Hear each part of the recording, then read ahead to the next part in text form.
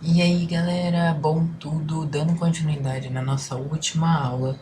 Bom, essa daqui vai ser só um pouquinho mais longa, mas eu prometo que eu vou tentar explanar tudo aqui que vocês precisam saber.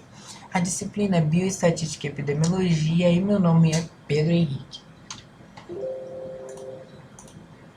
Hoje a gente vai falar sobre indicadores de mortalidade, tá?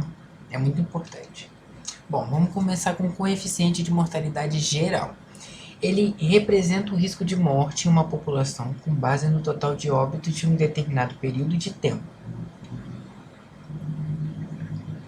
Esse daqui é muito bom para você considerar a qualidade de vida da pessoa. Então, quanto menor for esse índice, maior será a qualidade de vida daquele lugar. Então, quanto menor for o coeficiente de mortalidade geral, maior é a qualidade de vida, ok? Aqui é a nossa fórmula para poder calcular. Então, a taxa de mortalidade geral é o total de óbitos sobre a população total vezes esse 10. E esse 10 aqui, ele é 10 AM. E vocês sabem porque eu expliquei na última aula. Quem não pegou, dá uma passada aqui que já está disponível aqui no YouTube. Bom, coeficiente de mortalidade por causa. Nesse caso aqui, aquele lá é uma mortalidade geral. Então, vamos supor que 20 mil pessoas morreram no Brasil, a população é de 200 milhões, papapá, população geral, ok? Aqui não, aqui a gente está falando de uma causa específica, tá? A mortalidade por causa representa óbitos ocorridos por uma doença específica em uma dada população em um determinado período de tempo. Falhas frequentes podem ser encontradas, tá? Como o erro no diagnóstico, o desconhecimento da maneira certa de preencher a declaração de óbito, a ordem burocrática, nomenclatura de doenças. Então, essa parte toda aqui, que são as falhas que podem ser causadas da discrepância no nosso coeficiente geral, o SUS tem como resolver, capacitando os profissionais da área da saúde para fazer o preenchimento correto da declaração de óbito. Aqui embaixo nós temos a nossa fórmula. Gente, essas fórmulas do coeficiente de mortalidade, elas são bem certeiras, assim por dizer. Se a gente está falando de uma mortalidade geral, eu vou usar a morte daquele local geral sobre a população geral. Se a gente está falando de uma causa, a gente vai usar o total de óbitos daquela causa sobre a população exposta àquele risco daquela causa. Entendeu? Vezes 10, e aquele 10 é N. Coeficiente de mortalidade por doenças transmissíveis. Aquele lá a gente estava falando de causa. Não, uma doença específica. Quando passa a ser uma doença transmissível, e a gente pode citar influenza, H1N1, que eu acho que é influenza, dengue. Não, dengue não é transmissível. É Covid. Essas doenças já não entram aqui em causa. Elas vão entrar em doenças transmissíveis. Esse coeficiente é uma estimativa do risco de morte populacional por doenças infecciosas e parasitárias. Por que entra aqui? É muito importante o governo ter parâmetros de cada doença transmissível e ver quais delas ainda está tendo diversas incidências. Se for uma doença que já tem uma vacina, ele já tem como entrar com uma profilaxia, entendeu? Aqui nós temos a nossa fórmula. Número total de óbitos por doenças transmissíveis num determinado período sobre população exposta àquele risco, vezes 10, que é N. Bom, coeficiente de mortalidade infantil. Esse daqui, ele quer descobrir quantas crianças morreram antes de completar um ano. E aí a nossa fórmula fica número de óbitos por menores de um ano sobre a população que nasceu viva. num determinado período. Então, se a gente está falando de março de 2017 a abril de 2018, quantas pessoas, quantos bebês até completar um ano morreram neste período?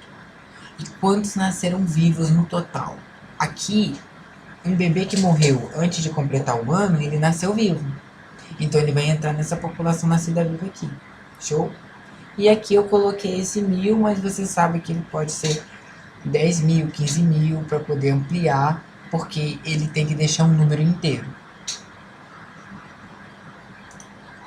Coeficiente de mortalidade perinatal. Esse daqui, na verdade, gente, é só pra gente poder pôr os pingos nos i. Olha só. Quem nasce vivo é que a mulher, depois de parir, o filho representa respirações e sinal de vida. Um óbito fetal é a morte do produto da concepção. Ou seja, a mulher vai parir a criança e quando a criança vier, ela já veio morta. Um óbito infantil é a criança que nasceu viva e morreu antes de completar um ano de idade.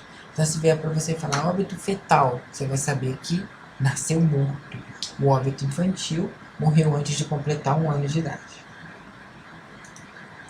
Bom, coeficiente de mortalidade materna. Mortes obstétricas diretas. O que significa isso aqui?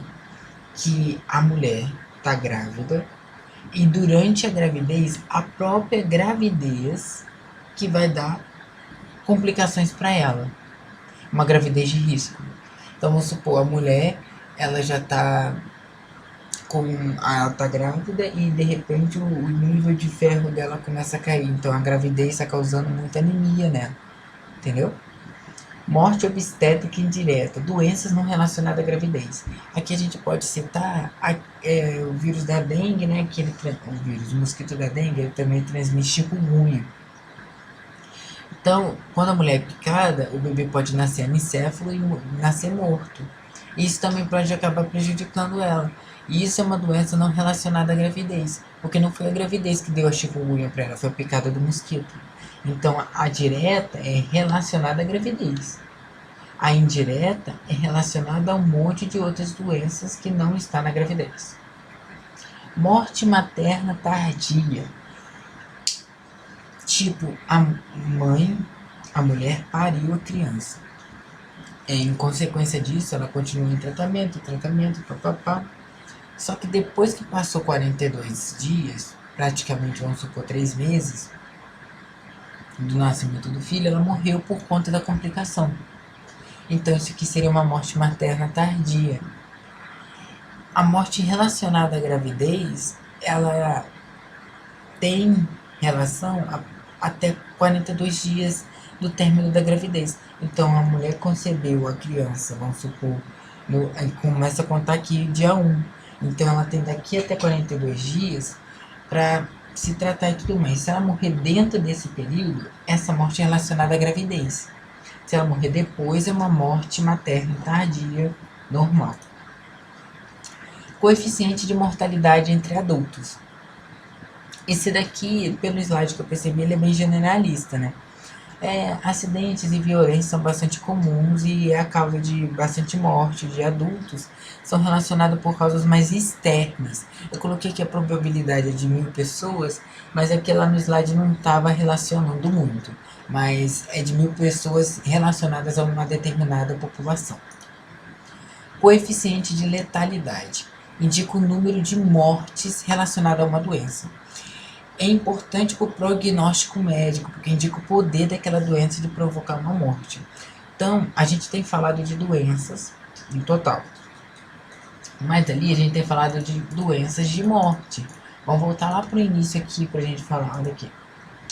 Por causa, não é relacionado a uma doença, mas aqui a gente está falando de óbitos. De óbitos de determinada doença e uma população de risco. Quando a gente for falar desse daqui, letalidade, a gente quer saber quantos casos daquela doença. Vamos dar um exemplo aqui do Covid. Morreu tantas pessoas de Covid. Quantos casos foram registrados? Tantos casos de Covid. Essas pessoas que morreram com os casos de Covid vão estar aqui dentro no número de casos da doença.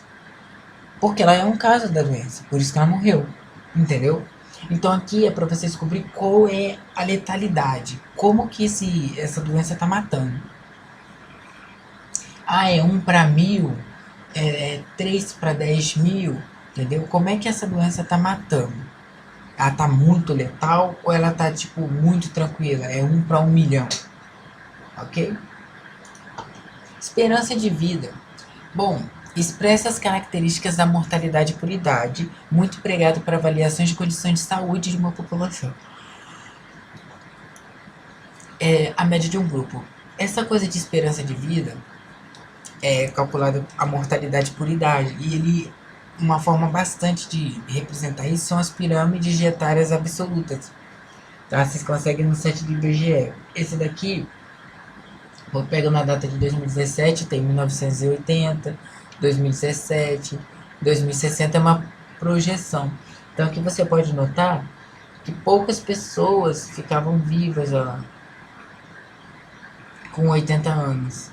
Já em 2017, olha o quanto de pessoas que ficaram. Então isso aqui você tem como comparar que a qualidade de vida de 1980 era muito precária. As pessoas não tinham acesso à saúde como tem em 2017, porque tem muito mais idoso, entendeu? Lógico que isso para o governo acaba não sendo muito facilitado, porque ele precisa, isso acaba prejudicando a previdência pública, né, o INSS. Mas é bom porque mostra que a qualidade de vida está subindo. Tá? Isso é muito bom. Bom, gente, é isso. As referências tá, estão todos nos slides, as informações foram todas tiradas de lá. E é isso, tá, galera? Meu nome, meu telefone e o meu e-mail. A próxima aula é a última e eu vou sentir saudade mesmo de vocês. Até a próxima.